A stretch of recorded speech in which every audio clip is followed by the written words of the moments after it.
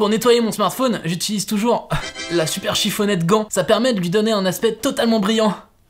Nice. Bon allez, trêve de plaisanterie, on a le Nothing Phone 2 avec nous, il vient tout juste d'être annoncé et j'ai plein de trucs à vous dire dessus. Même si là, attention, j'ai pas le droit encore de tout vous dire, je suis soumis à un embargo, mais vous inquiétez pas, le test complet arrivera très peu de temps après. Bon, à première vue, vous allez vous dire comme ce que tout le monde s'est dit en voyant le design, ils se sont pas trop foulés chez Nothing quoi, ils ont un peu fait le même. Alors, oui et non, c'est-à-dire qu'en fait, oui, dans le sens où on reprend exactement le concept avec les glyphes à l'arrière et ça ressemble à peu près à ce qu'on avait, mais en fait, ça a été fait complètement différemment, je vous explique. Première différence, je suis sûr que vous l'avez remarqué aussi, ils ont découpé cette grande bande au milieu en plein de petits segments, et ils ont fait un peu la même chose aussi autour des capteurs photo. L'utilité, au-delà de rendre ça peut-être plus élégant, enfin ça je vous en laisse juge, ça ressemble quand même beaucoup à ce qu'on avait l'année dernière, c'est de rajouter des fonctionnalités évidemment. Cette bande là en particulier est très importante, on a par exemple le minuteur, si vous le lancez, qui va hop égrener les minutes sur la bande blanche. Et le principe c'est aussi que toutes les apps qui vont avoir un timer, par exemple Uber ou des apps de livraison ou des choses comme ça, vont pouvoir normalement afficher ce timer de manière visuelle au dos du téléphone. C'est quand même plutôt sympa. Si on zoome encore un peu plus sur le glyphe, on peut remarquer qu'il est quand même un peu plus soigné, un peu plus fini que sur le Phone One. En fait, si vous regardez de très près le glyphe sur le Phone One, c'était un peu comme des stickers qui étaient posés directement sur le dos du téléphone, alors que là, les glyphes sont assemblés dans un premier temps, et par-dessus, on vient assembler les petites plaques qu'on voit un peu partout. D'ailleurs, ces plaques, elles ont aussi été retravaillées. Auparavant, c'était une matière plastique un petit peu plus bas de gamme. Là, ils ont fait un moulage d'un seul tenant pour chacune des pièces, et ils ont utilisé une matière qui est un peu plus sympa à l'œil. Ça se voit pas forcément tout de suite aux premières vues, mais en fait si vous prêtez attention à ça, vous allez remarquer que ça prend quand même un peu plus le reflet, que c'est un petit peu plus joli. Voilà, ce sont des micro détails comme je vous disais en début de vidéo. Ça a l'air d'être pareil, mais en fait il y a plein de petits trucs qui ont changé. Un autre truc qui a changé d'ailleurs, c'est le dos. Il n'est plus parfaitement plat, et maintenant il est bombé. Alors ça, je sais que c'est un choix qui va sûrement cliver. Il y a des gens dans la rédaction qui sont pas forcément fans, il y en a d'autres qui trouvent ça sympa. Ce que je peux vous en dire, c'est que après quelques jours passés avec le Phone 2 en main, je trouve ça très confortable. Ça fait pas un peu effet téléphone qui a une batterie gonflée, ça fait vraiment effet sympa, et je trouve que le toucher, regardez, ça, c'est plutôt agréable, ça fonctionne très bien. En fait, les améliorations sur ce téléphone, elles tiennent vraiment à des petits détails. Les tranches, par exemple, qui sont toujours plates, ça c'est plutôt un bon choix, je pense, parce qu'on garde cet aspect très clean, un peu iPhone, mais plutôt très clean quand même, il faut l'avouer. Et en fait, ces tranches, elles sont légèrement plus petites, alors ça saute pas aux yeux comme ça. C'est ce qui va permettre de récupérer les quelques millimètres qui vont permettre que le dos bombé donne pas l'impression que le téléphone il est devenu gigantesque, quoi. Pareil, à l'avant, les bordures, elles ont été affinées de quelques 0, quelque chose millimètres. J'ai plus le chiffre exact en tête, je suis désolé, mais globalement ça se voit quand même à l'œil nu, les bordures sont légèrement plus fines, et surtout, merci beaucoup, elles sont égales, voilà. Franchement, ça peut paraître un petit détail, mais ça fait vraiment plaisir. On est sur un smartphone qui évite l'effet menton, ils sont pas nombreux, et sur un téléphone à ce prix-là, on en reparle à la fin de vidéo du prix, hein, c'est quand même très sympa, ça donne un look plus épuré, plus clean, plus classe. C'est du tout bon. Il y a quand même un petit truc qui me chiffonne sur le design qui a été changé, je trouve que c'est pas une bonne idée. Le poinçon pour la caméra selfie, maintenant il est central, alors qu'avant il était sur le côté. Alors bien sûr c'est une question de goût, mais je pense que quand on a le poinçon sur le côté, on l'oublie plus facilement, et donc on a une meilleure immersion quand on regarde quelque chose, quand on joue. Voilà.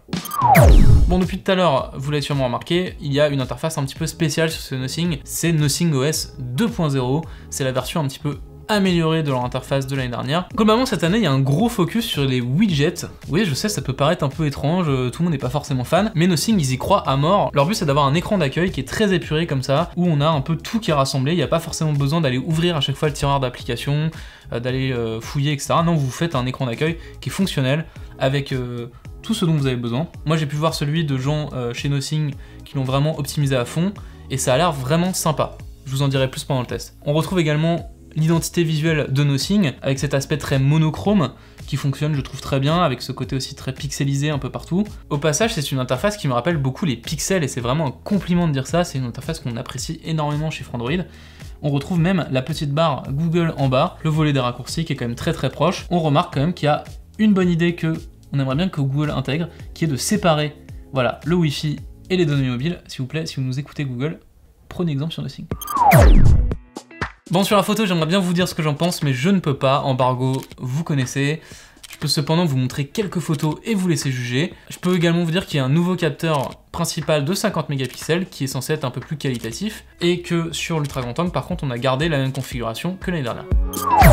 Niveau fiche technique, il y a plein de petites upgrades ici ou là. On a par exemple une batterie un peu plus grosse puisqu'elle fait 4700 mAh. Sur la charge, on passe sur 45 watts contre 33 l'année dernière. Donc sur le papier, pareil, c'est peut-être un peu plus confortable. Et sur l'écran, on a du LTPO. Pour ceux qui connaissent pas, ça veut dire qu'on peut descendre jusqu'à 1 Hz en affichage, ce qui va permettre théoriquement d'avoir une meilleure autonomie. Mais la grosse upgrade qui fait plaisir cette année, c'est le passage à un Snapdragon 8 Plus Gen 1. L'année dernière, on était sur un Snapdragon de la série 7. Alors, ça n'a l'air de rien comme ça, vous vous dites, bon, c'est bon, les smartphones aujourd'hui, ils sont assez puissants, on n'a pas vraiment besoin de plus de patates. En théorie, d'après ce que dit Nothing, ça permet quand même d'avoir un traitement photographique plus qualitatif, et puis on a quand même un téléphone, du coup, qui tiendra peut-être un peu plus les années. C'est une grosse upgrade, et c'est ce qui va justifier notamment une augmentation du prix. Bon alors, si on fait le bilan calmement, on a donc du LTPO, une plus grosse batterie, une meilleure charge, une meilleure puce, un design plus quali. À votre avis, combien ça coûte? Pour rappel, l'année dernière, il coûtait 500 €. À votre avis, combien coûte ce Phone 2? Je vous demande de jouer le jeu, mettez en pause, dites-moi en commentaire, on va voir si vous avez raison. Le premier prix pour le Nothing Phone 2 sera 680 €. Moi je trouve que c'est pas si mal pour un téléphone qui a toutes ces améliorations par rapport à l'année dernière, qui reste quand même plutôt premium, et d'habitude le premium ça démarre on va dire autour des 700 et quelques euros, voire peut-être 800. Là ils se sont mis vraiment en dessous, on va dire qu'ils se mettent plus près d'un Pixel 7 mais avec des vrais arguments pour le concurrencer, et surtout ils sont un petit peu en dessous du marché du premium. Bref, je trouve qu'ils ont un positionnement tarifaire qui est plutôt intelligent, ça fait plaisir, et pour une marque qui a 2 ans d'existence seulement, et bah franchement chapeau. Bon, donc comme on l'a vu, il y a plein d'améliorations sur ce Phone 2, il fait globalement en fait un peu mieux fini, un peu moins jouet, un peu plus abouti, c'est normal, c'est le deuxième produit de la marque. Le premier, ils l'ont lancé en même temps qu'ils étaient en train de fabriquer la marque, donc c'était un peu compliqué. Là, voilà, ils ont pu mettre tout ce qu'ils avaient envie de mettre dedans. Bon, encore une fois, je peux pas vous donner mon avis complet, il arrivera bientôt sur une vidéo test complète, donc abonnez-vous et préparez-vous, ça va déchirer. En tout cas, de ce que je peux vous en dire pour l'instant, c'est que moi, ça me plaît beaucoup, c'est un téléphone qui régale, qui fait plaisir. J'espère que cette première impression sur le Phone 2 vous aura plu. Si c'est le cas, eh bien, abonnez-vous à tous nos réseaux sociaux, on vous met tous les liens en description. Moi, je vous dis à très bientôt sur Frandroid, prenez soin de vous, des bisous.